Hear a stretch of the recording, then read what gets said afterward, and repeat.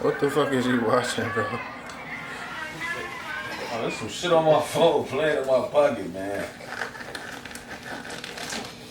Yeah, about to drown and die. Damn.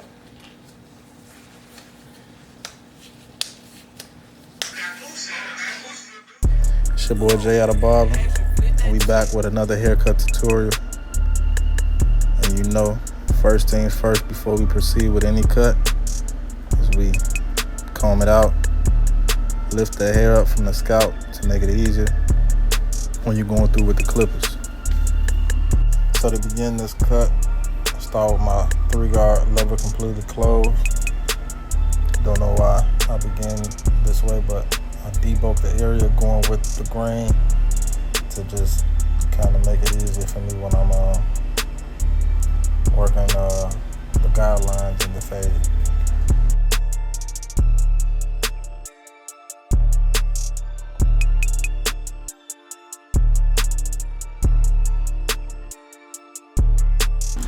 I then grab my trimmers and I start my guideline, the bald guideline. You know what I'm saying? The first guideline in the back underneath the occipital bone, and I work my way around to the temple area, or the lowest point of the temple area. And to help me create that symmetry, I start in the back, as you can see, stop, go to my temple area, and then connect the line in the back to make that, you know, that perfect shape. I then grab my 1-guard lever completely closed, going up a finger's length and working my way all over around to the other side. And as you can see, my client's hair grows in multiple directions. So to remove the proper, you know, amount of hair that I want to move, you gotta change directions with the clippers. I then grab my 2-guard, lever completely closed, and I'm going up another finger's length, working my way around.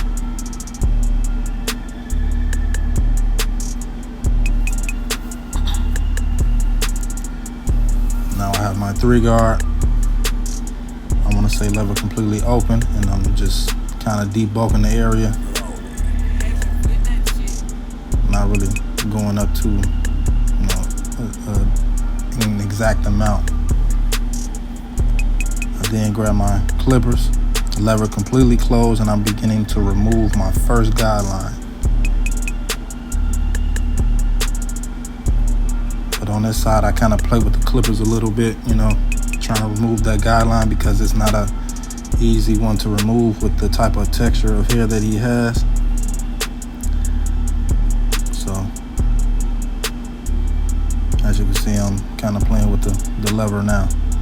I either have it halfway open or all the way open, and I'm just kind of trying to remove them guidelines. I then begin to throw my 0-guard, 0.5 guard, whatever you want to call it, on, lever halfway open, and I'm still at my first guideline, believe it or not, but I'm trying to, you know, remove that going all the way up. You know, I start from my lowest point and I work my way up with this haircut specifically. Making sure that I use the corners of my blade. That's essential when you want to direct the amount of hair in a specific area that you want removed. If that made sense. I think it did, but I don't know. Trying to keep up with this cut because I am playing with the lever a lot, and I'm trying to give y'all the best knowledge on how I completed this cut. Lever still halfway open. I'm just flicking out. As you can see, I'm kind of, I'm playing with the lever right now.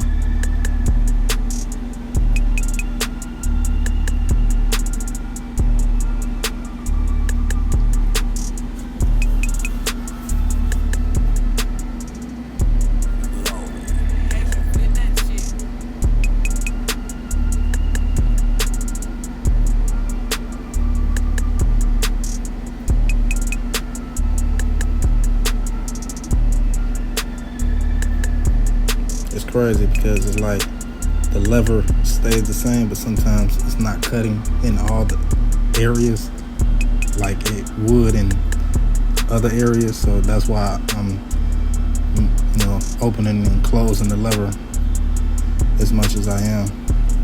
I then grab my one guard, and I know I started with the one guard lever completely closed, but like I said, the type of texture that this hair is kind of hard to follow the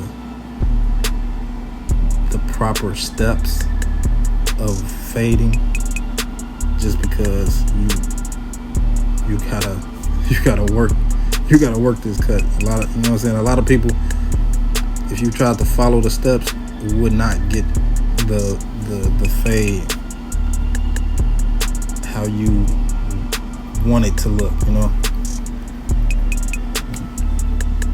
So it takes a lot of technique and experience to know that. Sometimes you gotta go off track with the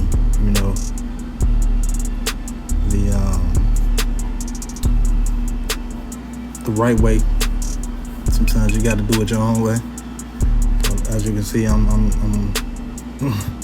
going with the grain, against the grain. I'm going in so many directions just to properly get the amount of hair that I want off.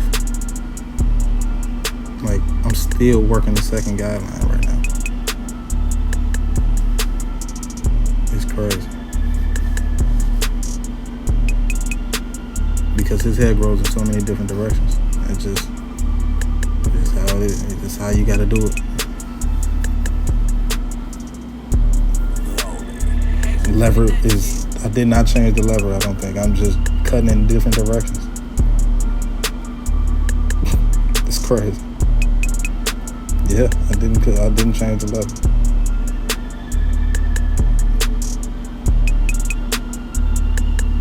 But I did change the guard.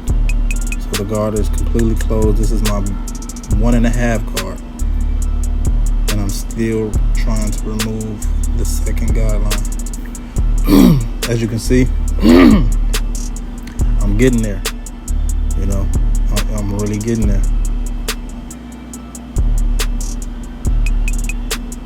So sometimes you just gotta trust the process. You gotta trust yourself, trust your judgment, and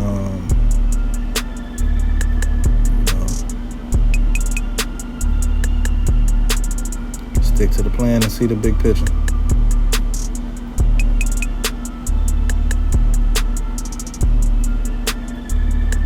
You gotta get in them folds.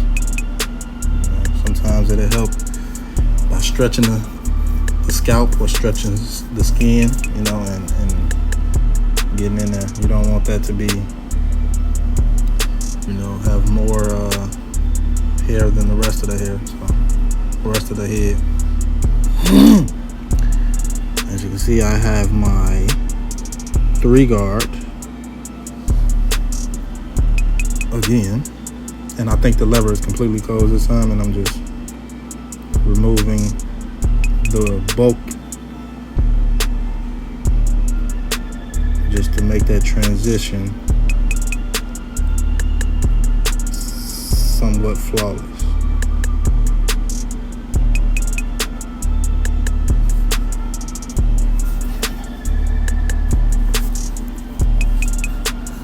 And believe it or not, I remembered all the steps or all the techniques that I did on this side to do on the other side, just because I've, this is a client that I cut very often, so I kind of know what I have to do to kind of figure this fade out. But yeah, I figured it out. That's all that matters. But like I said, what you do to one side, you do to the other. So if you kind of remember or paid attention to the first steps on the other side that I did, or not the first steps, but the steps that I did on the other side. I did the exact same on here, and just kind of playing with the lever, you know, changing direction and trusting the process. You gotta trust yourself, you gotta trust the process.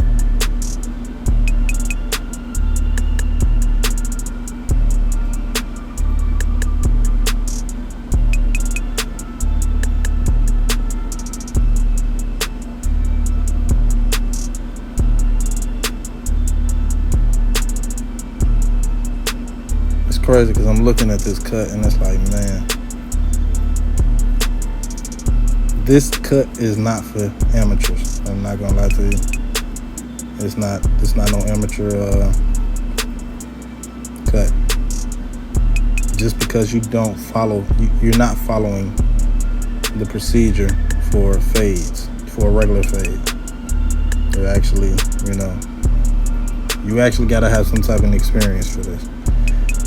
So I like to kind of, if I got like a cut like this where it's a lot of hair at the top, I like to kind of remove some of that bulk on the lining to kind of create a better lineup.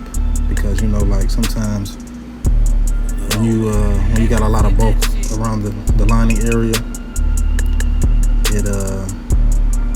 hair kind of falls over the lining, and you know, you don't want that because it's not gonna give that crispy cut or crispy lineup.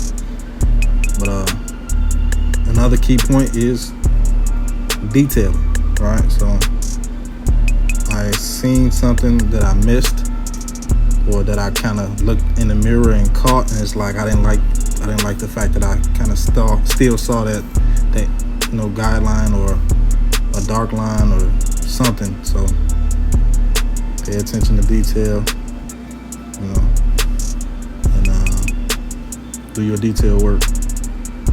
But we're in a lineup stage, so what I like to do is start from the middle, step back, kind of, you know, see the symmetry on both sides and work my way around, you know, and that's worked best for me to create, you know, the even sides, even line up, straight line up, you know. I do use enhancements, but as you can see, I like to line the hair up first, make sure that it's symmetrical, and then I put my enhancements on. You know, it gotta be crispy first before you add anything else.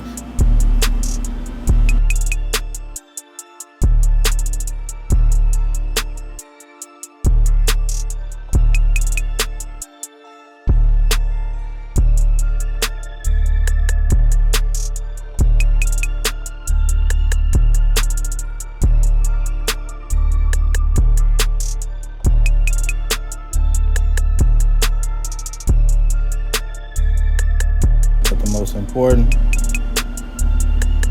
stretch that skin when you're doing the raising lineup. Very important,